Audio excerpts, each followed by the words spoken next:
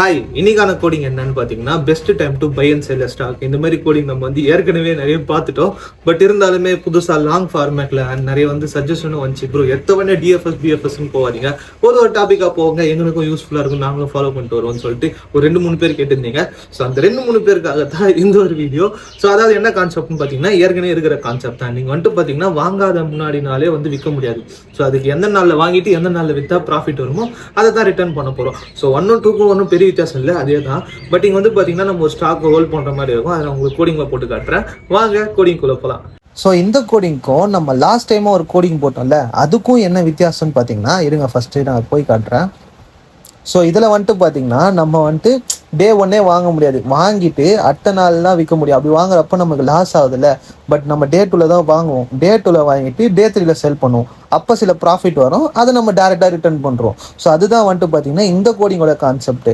But ஆனால் இப்போ கொடுத்துருக்காங்கல்ல, அந்த கோடிங்கில் என்னன்னு பார்த்தீங்கன்னா, நம்ம இப்போ வாங்குறோம்ல, இதை திருப்பி எடுத்துன்னு போய் ஸ்டோர் பண்ணி வச்சிடணும். மேக்ஸிமம் ப்ராஃபிட்டில் ஸ்டோர் பண்ணி வச்சுட்டு திருப்பி அடுத்த வேல்யூ பார்க்கணும். ஏன்னா ஏற்கனவே நம்ம ஒரு ப்ராஃபிட் ஹோல்ட் பண்ணுறோம்ல, அந்த ப்ராஃபிட்டோட அடுத்த ப்ராஃபிட் பார்த்துட்டு அந்த ப்ராஃபிட்டையும் இந்த ப்ராஃபிட்டையும் நம்ம ஆட் பண்ணிவிட்டு ஃபைனலாக எவ்வளோ மேக்ஸிமம் ப்ராஃபிட் வருதோ அதை ரிட்டர்ன் பண்ணணும். அதுதான் இந்த கோடிங்கோட கான்செப்ட்.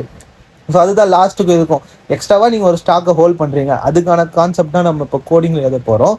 ஸோ அதுக்கு பார்த்தீங்கன்னா ஃபஸ்ட்டு நான் டிஃபால்ட்டாக எப்பயும் எழுதுவல மேக்ஸிமம் ப்ராஃபிட் எவ்வளோன்னு போட்டு இனிஷியலாக 0ல் போட்டு வைக்கிறேன். போட்டு வச்சுட்டு அதுக்கப்புறமா ஒரு ஃபார் லூப்பை ரன் பண்ணி அப்போ பார்த்தீங்கன்னா எல்லா வேல்யூஸும் போகும். ஸோ ஃபஸ்ட் நாள் வரும், செக் பண்ணணும், ஆப்வியஸாக லாஸ்ட்டில் போகும். ஸோ லாஸ்ட்டில் போகிறதால நான் என்ன பண்ணுறேன், அடுத்த வேல்யூக்கு தாவறேன். அடுத்த வேல்யூக்கு தாவறப்போ பார்த்தீங்கன்னா எனக்கு அடுத்த நாள் ப்ராஃபிட் வருது.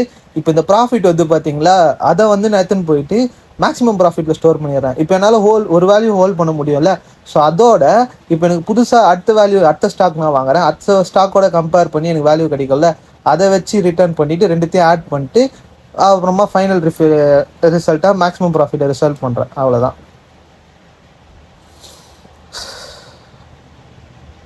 சப்மிட் பண்ணலாம்.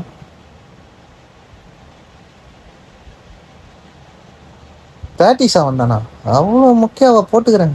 இருங்க திருப்பி சப்மிட் பண்ணி பார்ப்போம். 80 வருமா? இது பக்கா என்னன்னு கூட தெரியல, ரிஃப்ரெஷ் பண்ணாம. ஸோ அவ்வளோதாங்க, அதுதான் முக்கியமாக கண்டினியூ பண்ணணும்னு நினச்சேன். அண்ட் இந்த மாதிரி என்னென்ன ப்ரோக்ராம்ஸ் போகலான்றதை மறக்காம கமெண்ட்ஸில் சொல்லுங்கள். அண்ட் இந்த மாதிரி நிறைய வீடியோஸ் பார்க்க மறக்காம ஃபாலோ சப்ஸ்கிரைப் பண்ணிக்கோங்க. அண்ட் ஆல்சோ அந்த வீடியோ